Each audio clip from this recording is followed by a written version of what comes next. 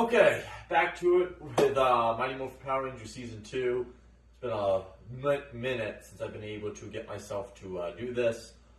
So I'm already well into Season 3. But right now we're just talking about the back half of Season 2 after the power transfer, basically power transfer onwards. So, yeah, I think this is my least favorite segment of Mighty Morphin right here. I still enjoy it. It just doesn't work for me in a sense. Without Jason, Zach, and Trini, the show just feels off in the second half of the season. And I think it mostly just has to do with keeping the same suits and keeping the Thunder Zords, right? So when you hear the new team, the three new Rangers, call out for the Zords, it doesn't feel right. It doesn't feel as epic. And again, that's coming from someone who really enjoys Adam, enjoys Rocky for who he is. It's just, once again, replacing Jason is hard. And Aisha definitely has the least to do of the three, so she leaves the earliest. But it doesn't hit as hard. So that's the thing. I think I am able to get behind Season 3 more because they have the ninja powers. So you got them changing the roll call then, and new powers then, new Zords, but it doesn't hit the same. I will say with the power transfer, I do enjoy that they gave Jason in the suit only something to do, fighting Super Terra a little bit. So at least Jason got to go out doing something a little bit cool for a moment. So that's that. As Season 2 continues, you have that batch of regular standalone episodes. And the two after the power transfer I like because as Adam, shows how timid he is, shy, building confidence with martial arts and stuff. I think that works well for Adam. It makes him different from Zach, who was a lot more confident, a lot more outgoing, smooth talker with the dancing and everything. So I think it was good to give Adam a whole new personality, and it works for him. That I like. You get Scopina for the last time because they brought the actress from Japan over here just to use her for a single episode, and then nothing ever again, but whatever. Again, I feel bad for Rocky because, again, I enjoy Rocky for who he is. It's just putting him in that red suit is what I think puts him at the most of a disservice and letting him be his own. And the episode Rocky just wants to have fun is just not good. Not good for the guy. Just having the Red Ranger acting that goofy and silly. You can tell by that point he was just there to fill the suit. And it was all about Tommy being the leader and everything. So that's where we were at there with Rocky. And that's no disrespect to especially Steve Cardenas. I think, again, for him, they could have done more with Rocky, and I still think he's awesome, in terms of being, again, someone who actually does martial arts. The guy does jiu-jitsu now, right? So that's no disrespect to him. It's just more so he only got to be there just to fill the suit, and the writers didn't really want to make him stand out too much because by this point the show was centered on Tommy as the leader, with being the White Ranger. And Aisha, yeah, same thing. Nothing against her. It's just she just kind of fills the role of Kimberly's best friend now, and that's about it.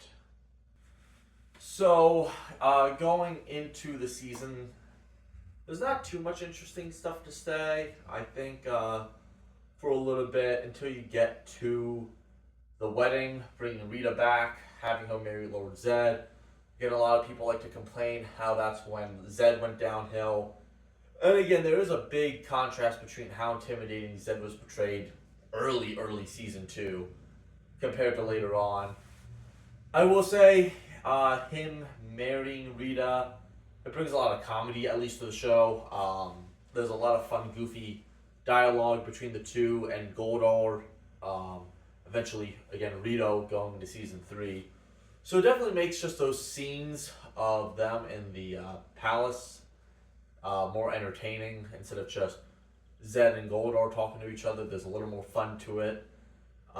Those episodes of The Wedding and Return of the Green Ranger are just funny because they were filming the movie at the same time, along with what the one when they're turned into kids right before that, as that was all done.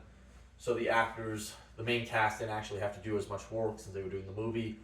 So they were stuck in the suits in The Wedding for a good chunk of it, just for the stunt team to do the majority of the work. So The Wedding, it's fun in terms of having Rita back with Zed. I think that was a good change of a dynamic there, just for the sake of comedy. Again, Zed is definitely treated with a lot more comedy at this point, but so is every villain. You look at Goldar, you look at Rita. Every villain is going to turn into a goofier version of themselves as the show continues. That's just what happened. And I always find it funny how in those episodes they go to Australia for real while filming the movie. And then in the Return of the Green Ranger, they're back in Angel Grove, but they're still got to be shooting in Australia. I mean, not Australia, New Zealand. Right? New Zealand, because the locations are completely different compared to the rest of the show. So it's just weird seeing them on all these different locations, saying it's Angel Grove compared to what we're used to.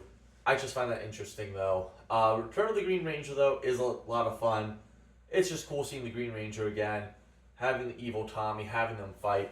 I vaguely remember this episode as a kid, because again, I'm just getting reruns as a kid in like early 2000s. But this one I think stands out is probably why I knew the Green Ranger was evil at some point. I feel like that has something to do with it. Seeing the Dragon Zord one last time is awesome. I can't believe this is actually the last appearance of the Dragon Zord. How ever since they've never brought the Dragon Zord back. We've seen the Dino Megazord brought back in the Beast Morphers episode and the Once and Always, but just never seen the Dragon Zord again somehow. Which is weird that they never really do anything with it. He's just sitting at the bottom of the ocean, just chilling, and that's it. He's there, but can't use him. Even the Falcon Zord eventually gets to appear in the Super Ninja Steel team-up episode. So after the Return of the Green Ranger, you got the storybook episodes, which are whatever. And the season ends with the episode where the girl makes a statue of Billy, and you get the evil clone of Billy, and another girl being interested in Billy. So once again, Billy is racking up the ladies, which is an episode, again, I had on VHS as a kid. So this episode, there's a lot of nostalgia behind it for me. And I really like just Billy's evolution by the end of the season. He is so much more confident by the end. He is clear, the brains of the group still, but I'm really happy they gave him that development where he starts off very nerdy, very weak. You put David Yost in all the baggy clothing to hide how in shape he is.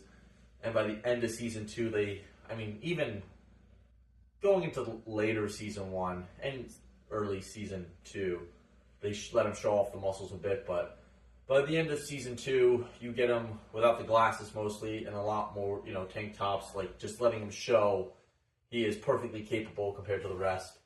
And there's even an episode, I think this is before Jason, Zach, and Trini left, where he even fights Goldar unmorphed. So, and then the Great Beluga escape episode, does he destroy a monster single-handedly? I think he just maybe shoots it and the monster explodes. I gotta double check, but again, I think Billy is objectively the MVP of the Mighty Morphin team, just being there from start to finish. Being the brains of the group, progressing as it goes on. So, Billy MVP definitely, just from an objective standpoint. Tommy, again, love him as the Green Ranger, love him as the White Ranger. I think, again, he's at his most interesting as the Green Ranger when the season started to focus on him again. Loner, he feels separated from the group because he's losing the powers. He's the new one of the group. Him being the White Ranger, though, is awesome with the Tiger Zord. He gets the theme song again, which is amazing. So you gotta enjoy Tommy just for as I don't want to say overhyped as he is. There is a reason behind it. Just being a kid, seeing the Ranger with a different suit, with his own Zord and everything, there's a reason why he stands out. I just think as a character, Tommy works better early on as the Green Ranger, just being a loner, than as the leader. Still love Tommy and don't mind him being the leader, especially once Jason is gone. But in terms of just being interesting, I think he's more interesting as Green. But with that said, I still enjoy the White Ranger. I still enjoy him going off and fighting Goldar off to the side, or other villains and monsters when the Rangers take over. I think the episode when they're fighting on the beach, it's fun because when the Rangers go on the Megazord, Tommy takes on like a handful of monsters by himself. They're all monsters we've seen before, so I don't know what that counts as, if they're real or not, in the sense of, are they at the strongest or were they just recreated? But Tommy taking on a whole bunch of monsters by himself is awesome. Again, Jason, when he was there, the highlight was the Missing Green episode, which is what I think is one of the best episodes of the season.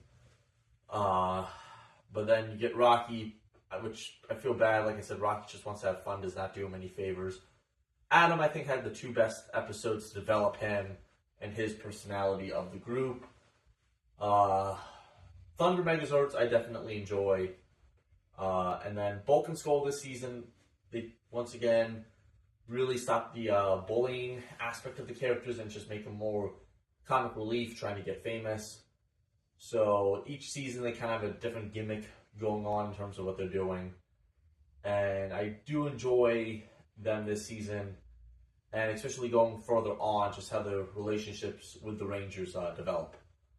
But yeah, the back half of season 2, especially just as I'm getting close to finishing season 3, I haven't done a full Mighty Morphin watch in like 9 years. And this chunk, like I said, that back half of season 2, I think, is my least favorite. And then it picks up in season 3. So that's what I'll say.